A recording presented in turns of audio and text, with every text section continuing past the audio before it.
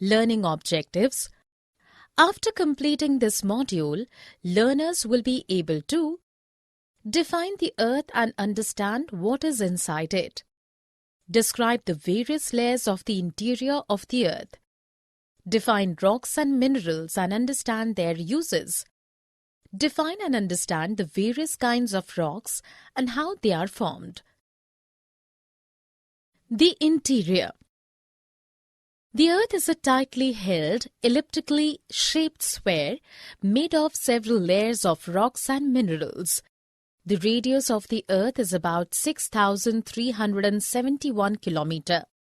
The center of the Earth is almost 6,000 km deep from the ocean floor and is unreachable. The Earth has several layers crust that forms about 1% of the Earth. The mantle 84% and the core 15%. The topmost layer is the thinnest one, called crust, that extends up to 35 km over the continental masses and up to 5 km over the ocean floors.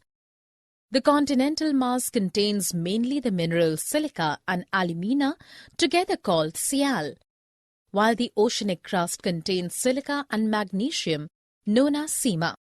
These and other minerals in the crust together sometimes form natural masses, which are called rocks. Beneath the crust is the mantle, which is about 2,900 km deep into the Earth from the crust. The innermost layer of the Earth is the core, and its radius is about 3,500 km. It is made of nickel, Ni, and ferrous, Fe or iron. Hence it is called knife. The center of the core is bound under extreme pressure and temperature. Rocks and minerals. Minerals are naturally occurring substances that have specific physical and chemical properties. They exist as coal, gas, and metals such as aluminium, tin, gold, and silver.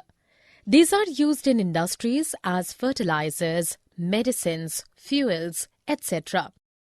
When such minerals come together under pressure in the crust, they form masses called rocks. Rocks are very useful to humans. They are used in constructing roads, bridges, houses and buildings, etc. When dead animals and plants remain between rock layers in the crust, they form fossils. The various types of rocks are igneous, sedimentary, and metamorphic. Rocks are formed and disintegrated in a cyclical way called the rock cycle. When a volcano erupts, the molten lava flows out and pours onto the Earth's surface in form of molten magma.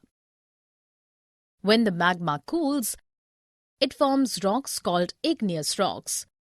When such rocks like basalt are formed on the surface of the crust, they are called extrusive igneous rocks. These are smooth in texture. When the igneous rocks such as granite are formed deep within the crust, these are called intrusive igneous rocks. These are usually granular. When the igneous rocks crack or fall against each other, they form sediments that are moved by air or water over a period of time. These sediments, when compressed and hardened, form sedimentary rocks such as sandstone. Further, when igneous and sedimentary rocks get subjected to heat and pressure, their composition changes and metamorphic rocks are formed. For example, clay changes into slate and limestone into marble. These metamorphic rocks are under constant heat and pressure and melt to form molten magma again, and the cycle continues. Summary. Let us summarize what we have learned. Earth is a planet on which we live, and it is made up of rocks and minerals. The interior of the Earth comprises of the crust, mantle, and core. The crust forms about 1% of the Earth, the mantle 84%, and the core 15%. The crust comprises of the continental masses and extends up to the ocean floors. It is mainly made up of minerals such as silica and aluminium or magnesium. The mantle is 2,900 km deep into the earth from the crust. The core is the innermost layer and is mainly made up of nickel and iron.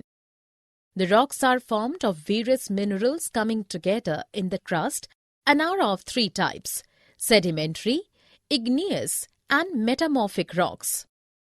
When a volcano erupts, the molten lava flows out and pours onto the Earth's surface in form of molten magma.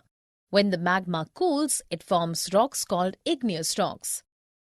When the igneous rocks crack or fall against each other, they form sediments that are moved by air or water over a period of time. These sediments, when compressed and hardened, form sedimentary rocks.